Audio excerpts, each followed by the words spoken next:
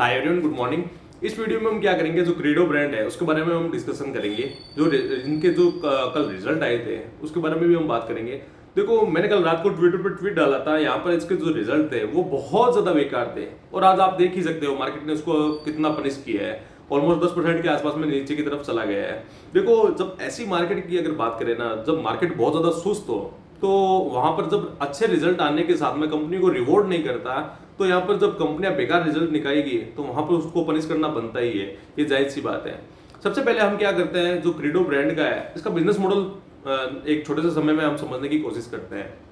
देखो, ये क्या करती है, इसका जो ब्रांड है वो प्रीमियम और मिड प्रीमियम के बीच के कैटेगरी का है। ठीक है, तो ये कंपनी क्या कर रही है, जैसे इनके आज की डेट में अगर मैं बात करूं तो 444 के आसपास में इसके ईबीओ है, यानी कि एक्सक्लूसिव ब्रांड आउटलेट।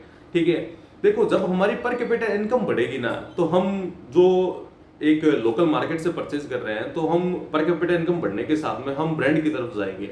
यानी कि बिजनेस देखो एक ग्रोइंग बिजनेस है। ठीक है, अब कंपनी में क्या हो रहा है उसके बारे में हम बात करते हैं। ठीक है, देखो कंपनी के जो रेवेन्यू आ रहा है वो दो तीन तरीके से आ रहा है। जैसे सबसे पहले इनके ईबीओ है, 444 के आसपास में अभी ईबीओ है।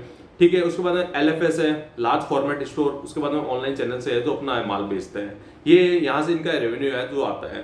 अब कंपनी की अगर मैं बात करूं, जैसे कंपनी के जो लेटेस्ट रिजल्ट आए हैं उसमें अगर मैं एग्जैक्ट आपको नंबर भी बताने लगूं तो यहाँ पर 120 करोड़ के आसपास में है जो इस बार है जो सेल्स निकल कर आई है। और यहाँ पर प्रॉफिट था वो 6 करोड़ के आसपास में था। लेकिन अगर इसको मैं पिछले ईयर के जून क्वार्टर से इसको कंपैरिजन करने लगूं ना, तो यहाँ पर जो जून क्वार्टर में 2024 में 124 करोड़ की जो सेल्स थी और जो प्रॉफिट था वो 10 करोड़ के आसपास में था। वो इस बार प्रॉफिट घटकर है जो 6 करोड़ के आसपास में हो गया। यानी कि कंपनी में डी ग्रोथ बिल्कुल नजर आ रही है। लेकिन अगर आप पिछले क्वार्टर की अगर बात करोगे ना, जैसे मार्च 2025 के क्वार्टर में, तो वहां पर कंपनी में ग्रोथ थी। देखो, जब कंपनी की ग्रोथ ही गायब हो जाती है ना, तो मार्केट उसमें कुछ भी है जो रिवॉर्ड नहीं करता। मार्केट हमेशा एक ही चीज देखता है कि मार्केट कंपनी में ग्रोथ है कि नहीं है, कंपनी में इंप्रूवमेंट है कि नहीं है। तो ये चीज ध्यान में रखने की बात है।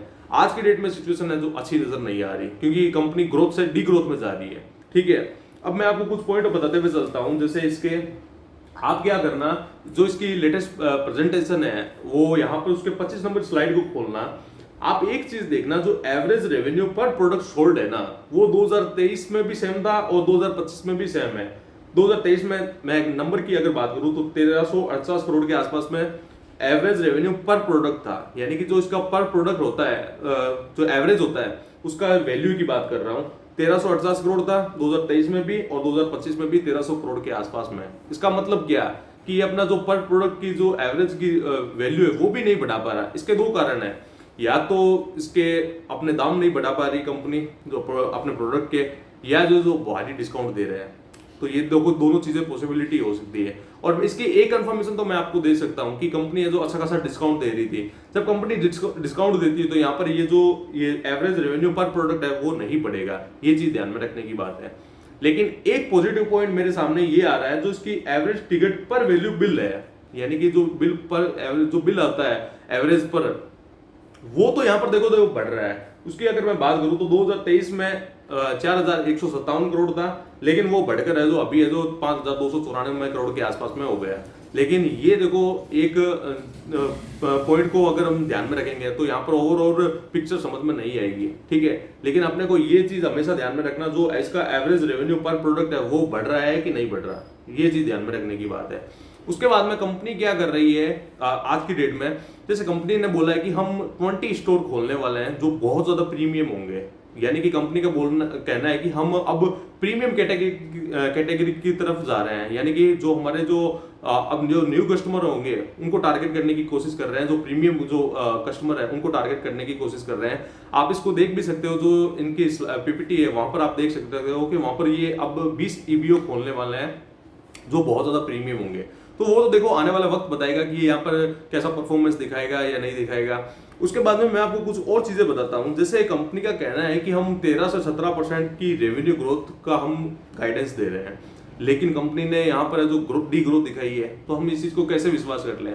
देखो, जब मैं आपको कॉन कॉल पढ़ने की बात करता हूँ ना, तो वहां पर एक चीज कंफर्मेशन होती है कि कंपनी का जो हम अगर मैनेजमेंट पिछले क्वार्टर में क्या बोला और इस क्वार्टर में क्या किया, ठीक है, अगर पिछले क्वार्टर में बोला कि हम ये करेंगे और इस क्वार्टर में वो नहीं किया, तो यहाँ पर मैनेजमेंट को चेक करने की निशानी होती है। इसको आप ये मत समझना कि यहाँ पर ये फर्जी काम है, ऐसा बिल्कुल भी समझना नहीं है, ठीक है। अगर हम दो कॉन कॉल को अगर कंपैरिजन करेंगे ना, तभी अपने को पता चलेगा कि मैनेजमेंट जो बोलता है वो करके दिखाता है, ठीक है।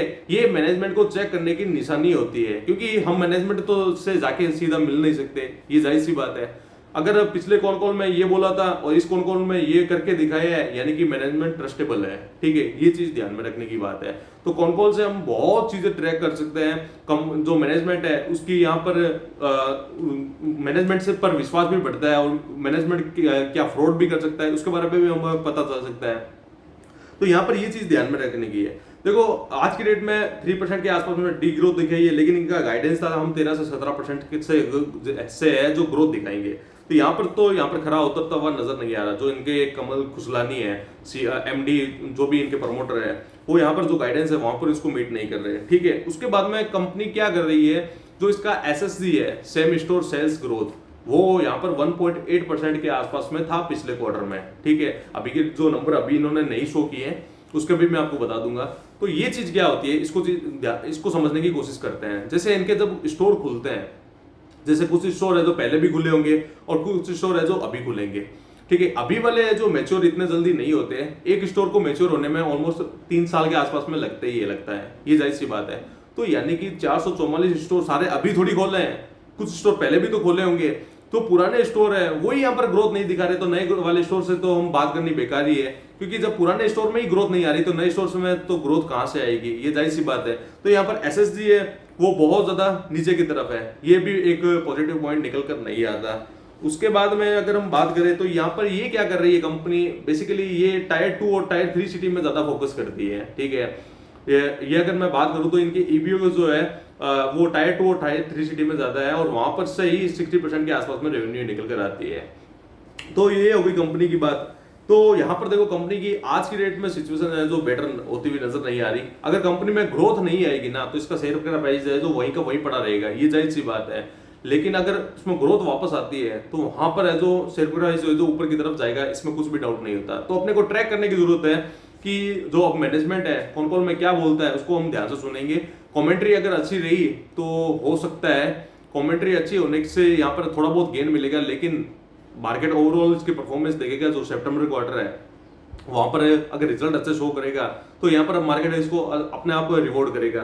तो ये चीज ध्यान में रखने की बात है। जैसे अभी हम पिछले कुछ टाइम से भी अगर बात करूँ ना, तो यहाँ पर जो कंज्यूमर है वो बहुत ज्यादा ठंडा है, बहुत ज्यादा ठंडा है, इसमें देखो कुछ भी डाउट नहीं है। तो यहाँ पर देखो कंपनी में हो सकता है कि टेम्परेरी एक ये हिट हुआ है, देखो इसकी हम कंफर्मेशन नहीं कर रहा, लेकिन हो सकता है कि अगर कंज्यूमर ठंडा होगा ना तो वहां पर देखो सेगमेंट है जो नेगेटिव है जो साफ साफ नजर आएंगे।